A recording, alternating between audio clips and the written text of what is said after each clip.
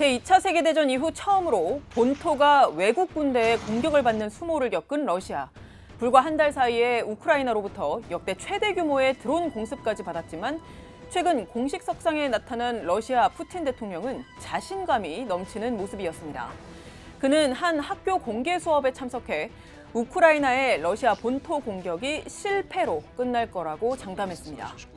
Но главные задачи, которые противник ставил перед собой, остановить наше наступление на Донбассе, они не достигли. 푸틴 대통령은 이어 몽골로 출국하는 광폭 행보에 나섰습니다.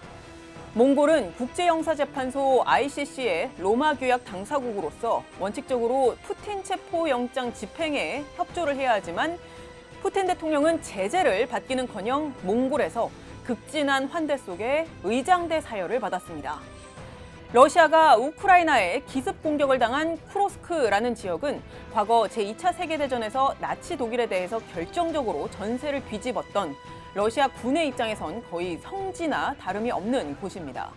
그런데 그런 곳의 일부를 점령을 당했다는 건 특히 푸틴 러시아 대통령으로선 큰 타격이 아닐 수 없기 때문에 이런 행보는 그 타격을 감추려는 일종의 정치적인 보여주기식의 행보일 수 있지만 다른 한편으로는 실제 전쟁에 대한 그의 낙관이 반영된 것일 수 있다는 관측도 나오고 있습니다.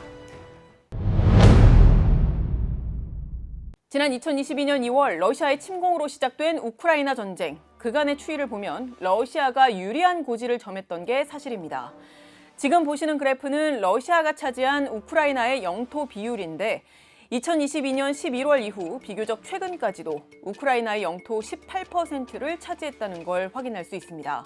또 러시아가 핵심 전선인 동부 전선에서도 계속 공세적으로 영토를 넓혀가던 추세였고 경제 분야를 놓고 봐도 장기적인 관점에서 봤을 때는 우크라이나가 경제가 큰 타격을 입었다가 안정화되는 반면에 러시아 경제는 성장을 하는 추세였습니다.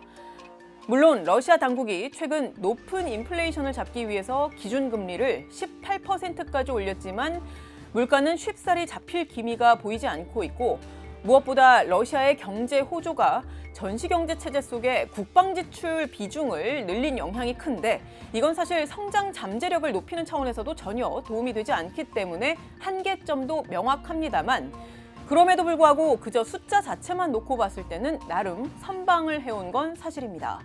이러한 영향 탓인지 러시아에서 독립적이라고 평가를 받는 여론조사 기관의 최근 여론조사 결과를 보면 전쟁에 대한 러시아 국내 지지 여론은 우크라이나의 본토 침공을 당했음에도 불구하고 떨어지지 않았습니다. 2022년 이후 여전히 전쟁에 대한 지지가 높은 수준인 걸로 파악됐습니다. 게다가 지난 한 달간 우크라이나의 본토 공격이 향후 전쟁의 판세를 뒤바꿀 만한 핵심 변수가 될 것이냐, 이 부분에 있어서도 우크라이나의 우호적인 서방의 전문가들조차 확신을 하지 못하는 경우가 많습니다. 우크라이나의 러시아 본토 쿠르스크 침공이 분명한 성과를 거둔 건 맞지만 이 성과가 우크라이나 지도부가 상정하고 있는 장기적인 전략 목표를 달성하는 그러한 결과로 이어질 것인가, 그 여부는 좀 지켜볼 필요가 있다는 신중론이 대부분입니다.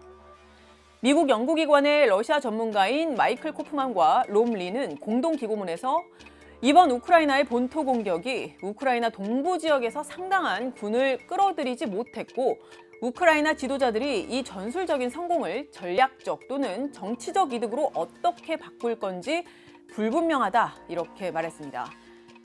우크라이나가 동부 전선을 강화하기보다는 쿠르스크 기습 공격을 위해 엘리트 병력 그리고 상당 규모의 군사 장비를 빼냄으로써 우크라이나 동부 전선 전체가 무너지는 전략적 패배로 이어질 수도 있지 않을까 생각합니다.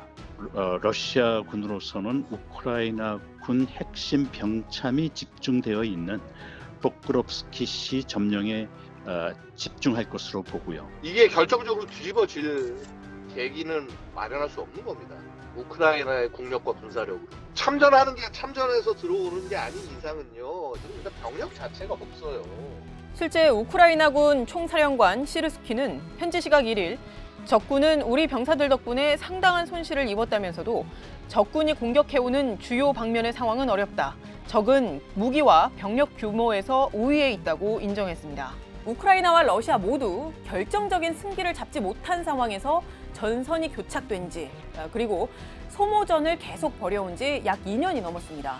오죽하면 과거 6.25 전쟁의 고지전을 닮았다는 평가도 나올 정도인데, 러시아와 우크라이나 양측 모두 2022년 2월 처음 전쟁이 시작될 시점에 수립한 전략 목표를 달성하지 못했고, 심지어는 목표에 근접조차 하지 못했다는 지적이 나오기도 합니다.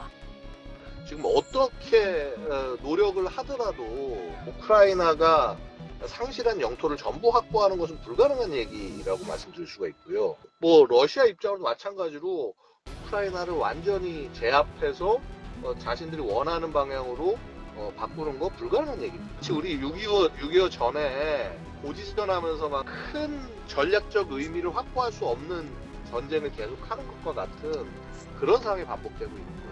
러시아로서는 개전 초 선언했던 우크라이나의 비나치와 비군사화, 즉 젤렌스키 정권 교체라는 전력 목표에 점점 멀어지고 있는 게 아닌가 하는 생각이 들고요. 우크라이나 역시 크림 등 실지 회복이라는 목표는 현실적으로 거의 달성 불가능한 일이라고 봅니다.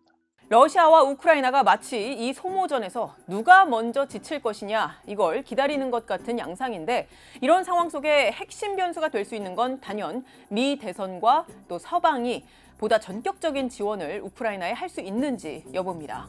가령 지금까지는 무기나 재정 또 인도적인 지원만을 해왔고, 일부 인원을 파견하더라도 용병 형태로 파견을 했는데, 만약 나토에 속한 일부 유럽 국가가 직접 정규군, 그러니까 자국의 군대를 직접 파병을 한다거나, 우크라이나 영토에서 발사되는 미사일이 러시아의 주요 도시에 닿을 수 있는 무기 체계를 미국 등 서방이 지원을 한다면 전쟁은 또 다른 국면으로 접어들 수 있습니다.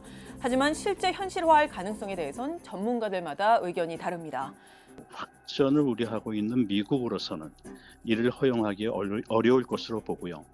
둘째로 11월 미국 대선 이후에 러시아와 우크라이나가 종전을 위한 평화 협상을 가질 것으로도 조심스럽게 전망합니다. 우크라이나는 국토의 일시적 분단을 인정하고, 미국 등 서방 측은 우크라이나에 대해 어떤 형태로 나토식의 집단 안전 보장을 해줄 것인가를 고민하게 될 것입니다. 결국 우크라이나 지원을 위해서는요, 이 의회가 국방수판법을 통해서 이 예산을 확인을 해줘야 되는 거고요. 해줘야 되는데 그게 쉽지 않을 거라는 겁니다. 미국의 정권이 트럼프로 바뀌게 되면은 우크라이나에서 손을 떼는 것이 훨씬 더 가속될 수 있는 것이고, 스가 지속이 된다고 하더라도 우크라이나에 대한 지원이 뭐 결정적으로 늘어나거나 이렇게 될 가능성은 낮은 거예요.